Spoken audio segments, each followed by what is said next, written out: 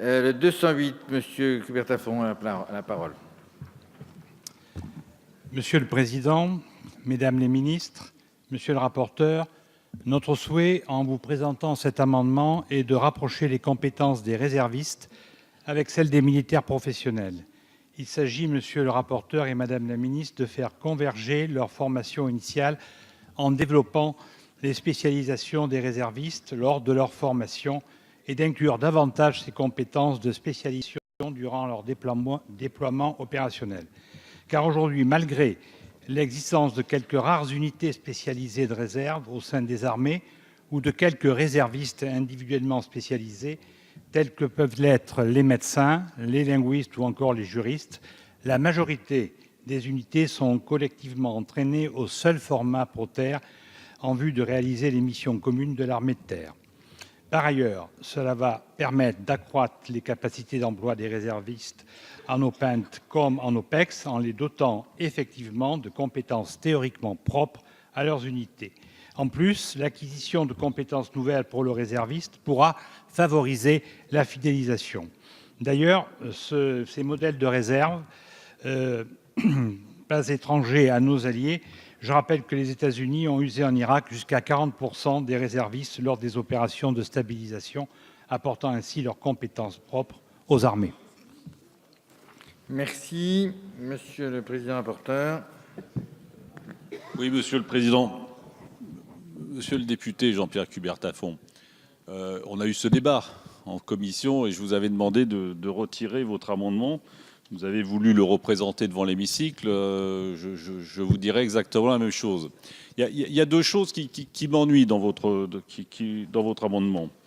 D'abord, la doctrine d'emploi de nos réservistes, ainsi que la durée moyenne de leur engagement, qui est très variée, très diverse, suivant les personnalités, conduit à privilégier le caractère plutôt généraliste des réservistes. Donc, bien entendu, un réserviste qui a une spécialité, qui a une expertise reconnue dans le civil, on va en faire fructifier nos armées dans sa réserve. On ne va pas le mettre dans une autre compétence. Donc, on va le faire comme ça. La deuxième chose qui me choque, c'est vous émettez l'idée de disposer d'unités composées uniquement de réservistes. Alors là, c'est complètement contraire à la doctrine d'emploi de ces réservistes.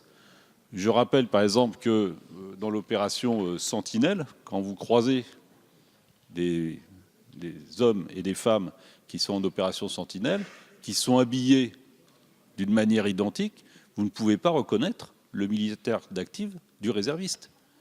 Ils sont tous entraînés de la même manière pour cette mission-là, ils sont tous dans les mêmes conditions opérationnelles et ils sont tous, ils font corps avec ce dispositif Sentinelle et on ne peut pas les différencier.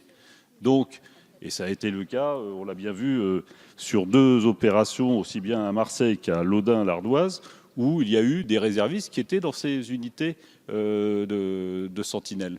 Donc je ne peux pas donner un avis favorable à votre amendement et je vous propose de le retirer comme vous l'avez fait aimablement en commission. Merci. Merci. Donc la parole est à Monsieur Bollot. Oui, merci Monsieur le Président. Je voulais soutenir l'amendement de mon collègue Coubertin-Fon en montrant combien il peut être pertinent d'aller dans le sens qu'il vous a proposé. Et je vous parle à ce moment-là comme coprésident du groupe d'études inondations et risques naturels.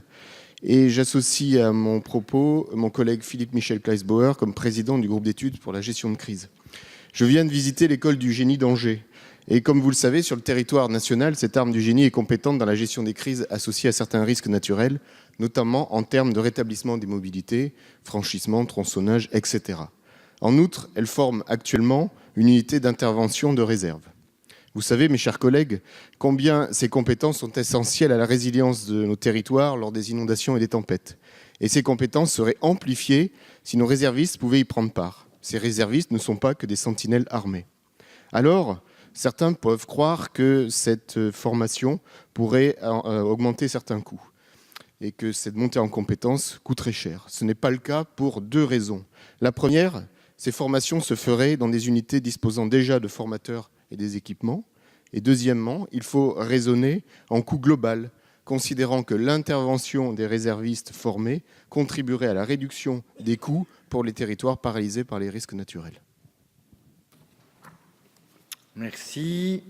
Donc, je mets aux voix. L'amendement est maintenu. Est maintenu. Maintenu. Donc, je mets le voile 208, avis défavorable de la Commission et du gouvernement, qui est pour l'adoption du 208. Contre. Attendez, je recompte. Qui est pour l'adoption?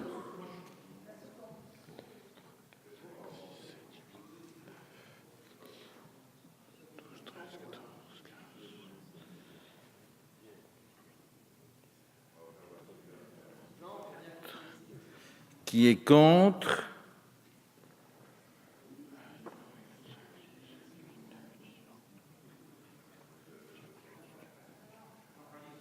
Il est rejeté.